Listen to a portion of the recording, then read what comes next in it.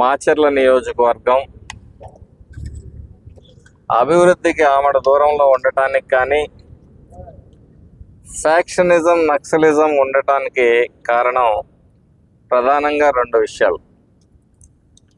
ఒకటి విద్యకు దూరంగా ఉండటం ఒకటైతే, రెండు మనకి నాగార్జున సాగర్ పక్కనే ఉన్న పొలాలకి నీళ్లు లేక ఎక్కువ శాతం ఎక్కువ రోజులు ఖాళీగా ఉండటం కూడా మరి an idle's man's mind is devil's workshop అంటారు కదా.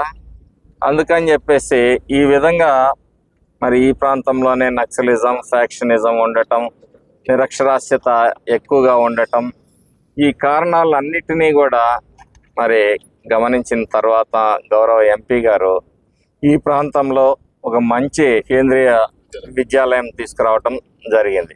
ఇది గత సంవత్సరమే వారు తీసుకురావటం జరిగింది. జెడ్పీహెచ్ బాయ్స్ స్కూల్లో మనం 13 అదనపు రూములు కూడా నిర్మించడం జరిగింది అనమాట. వారికి ఈ సంవత్సరం అందుబాటులో తీసుకురావడానికి ఇక్కడ టెండర్ ప్రక్రియ మొదలై కన్స్ట్రక్షన్ జరిగే వరకు కూడా అక్కడే కొనసాగుతుంది.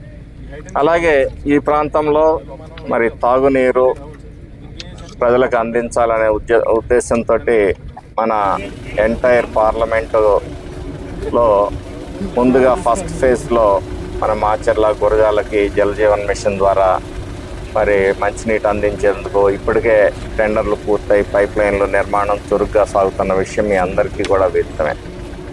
అలాగే ఇంతకుముందే చెప్పారు, వరికపూడిశల ప్రాజెక్టును కూడా వీలైనంత త్వరలో ఏవైతే అనుమతులు ఇంకా రావాల్సి ఉన్నాయి, చాలామంది తెలియక అనుమతులు ఎప్పుడో వచ్చాయని మాట్లాడుతున్నారు. ఇంకా రావాల్సిన అనుమతులు మరి ఇది కృష్ణా రివర్ బోర్డు ఉంది కాబట్టి దాంట్లో మనం అనుమతి తీసుకోవాల్సిన అవసరం ఉంది. ఎన్విరాన్మెంటల్ మిగతా అనుమతులు వచ్చిన తర్వాత గౌరవ ముఖ్యమంత్రి వారు కూడా చాలా సందర్భాల్లో పదే పదే వరికపూడిశల ప్రాజెక్టును పూర్తి చేస్తామని చెప్పేసి మాచర్ల నియోజకవర్గ ప్రజలకు మరి హామీ ఇవ్వటం, ఆ దిశగా వారు అడుగులు వేస్తూ ఉన్నారు.